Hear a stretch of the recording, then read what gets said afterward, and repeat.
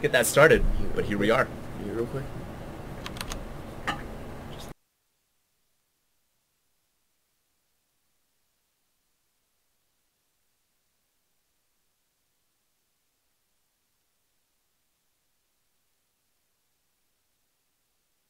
Just chill.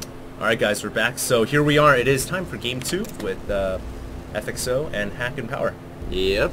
Game 1 going real quick right there to Hack and Power. Just a super quick Zergling rush, and it looked like, was it? Yeah, it looked like Inori not using his force field at the front door there, and the Lings managed to push the Zealot back. He used it looked like force field, and he kept the Stalker out, but he didn't use it to keep the Zerglings out. Yeah, and it seemed like the Zerglings almost pushed the Zealot out of the way a little bit, and then I thought for a second he was gonna. It was a good call for him because it almost looked like he was gonna trap the Zerglings in, kill them all, but that's not what happened. And we should actually check out, see what Power got as a random race. Yeah, it looks like Power was random, so once again he is Protoss. once again Protoss. Sweet. So it is a P and Z composition versus a Terran and Protoss composition.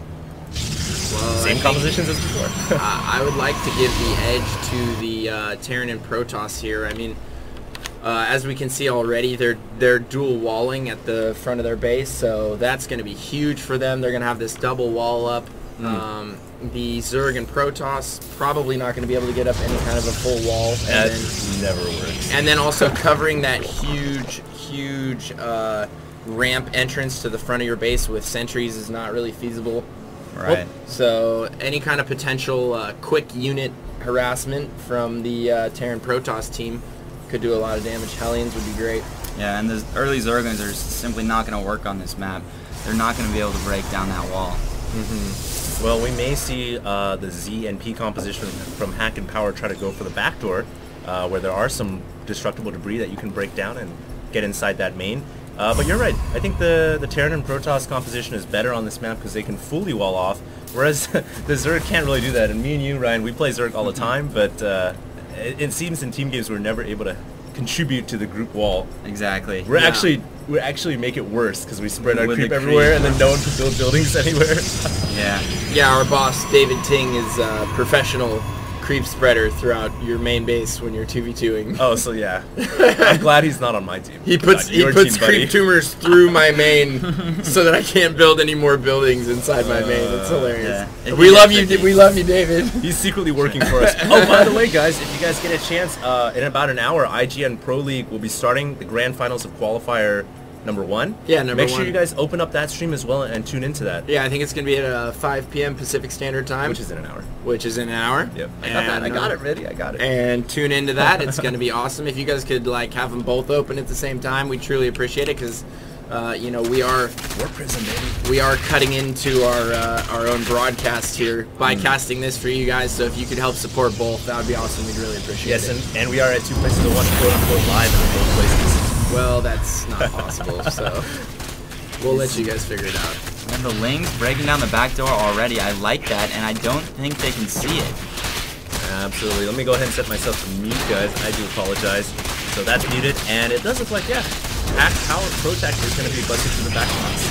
And I'm surprised at that supply depot placement. Okay, so they do see that it's there. Maybe they can see it. I'm not exactly sure, but they should be able to deal with this, although he has a good amount of Zerglings, but they're coming Marines. Yeah, I think that was just see if I can type tactic. Maybe, you know, why not? If you can break it down, you have another avenue for harass. And it looks like now he's going to head around to the front, but he's going to run into that aforementioned full wall that they have. Yeah. And there's not going to be any breaking that. And if we look at the way the game has gone so far, it looks like Hack and Power has invested quite a bit in these early Lings. And I'm not sure what Power was up to. I think maybe some type of a 4-gate. Yeah, it does look like he is 4-gating. So yeah, it seems like they've invested a lot here in a rush that really hasn't found a way to pay off, but they're about to break down the back rocks. They will get through those back door rocks, and there's no wall back here, so all the speedlings now are making their way up into the back door, and this could be bad. I think Hack and Power might take just game 2 right here and win the series outright. And I think you might be right. Yeah. Once again, the Korean speedlings breaking on through here, surrounding the Stalkers. Oh, actually, it's the Koreans who are being dominated. Yes, it's the Koreans who are being dominated indeed. My ProTech got the strats.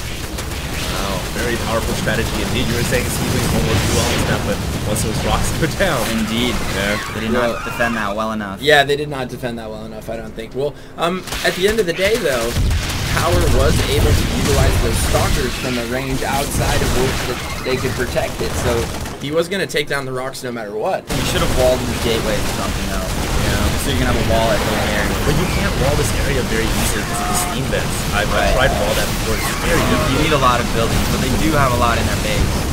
And oh my god, we have pandemonium here going on in the base. Mining units being pulled left and right. It looks like they're going to hold it. They are indeed going to hold. But how much damage has been done? We are at...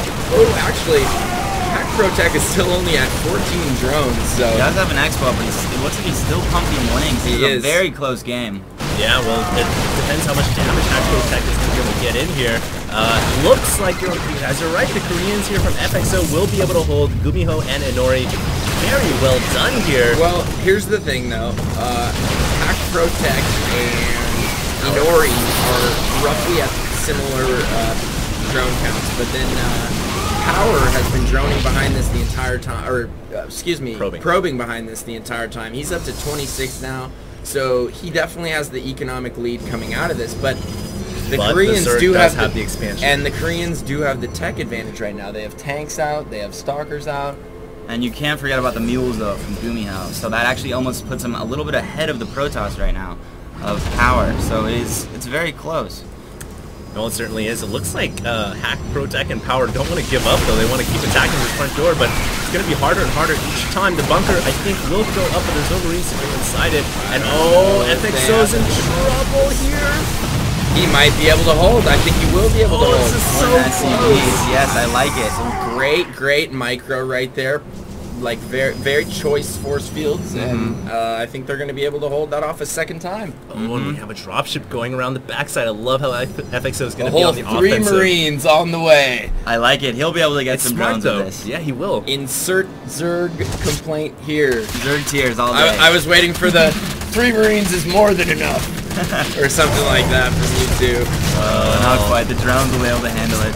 They did get a couple of kills though. Look at that Marine. He is a baller. Do they have stim? No. Not yet. Oh, and the dropship dies. That is rough. But what that drop did accomplish was it pulled back the attacking forces, so that gives FXO a little more time to breathe. Exactly. I would think we have a differing opinion. I agree, but here they come. They want to keep putting the pressure on here. Well, let's see if they can do that. It looks like they're going to go for the front door this time. There's only 1 Marine in the bunker, though, and there's no forward SCVs to potentially repair that. I don't know if they should be going for that bunker, though. They should be trying to break through the wall. Yeah, and they do not make a concerted effort to break down the wall, and that gives the other team more than ample time to react here. They now have tanks to siege mode, and they're just repelling everything that Power and Hack can throw at them. And I think this defensive kind of style where they're teching up to siege tanks now, and they also have a stalker sentry composition. I think with their next push, Power and PowerTech are going to find themselves in a lot of trouble. But let's not forget that Power and PowerTech both have, or at least PowerTech has an expansion, so he has a little bit of an edge in that regard. Both teams' economies look pretty similar as well. And you did mention that Blue Flame upgrade is on the way for Gumiho. Yeah, Blue Flame and Cloak. That Cloaked Banshee can probably kill a lot of the drones at Hack Pro's expansion. That might be pivotal here.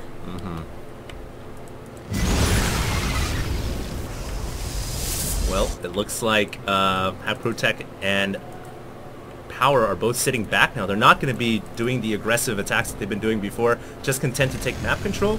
And FXO is actually now able to expand with the Nexus over down to the south side. And a little bit of an engagement here. The Hellions getting picked off by the Stalkers. Nice blink right there. Yeah, I like that. And now that we have Colossus range and Colossus out on the field for Inori, combine that with the siege tanks of Gumiho and his Cloaked Banshees, they have a serious tech lead right now. Yeah, that is going to be really scary. But here comes the Banshee. Cloak is about to finish, and the Banshee gets about 3 kills before getting picked off by the Stalkers. And that was right before Cloak finished.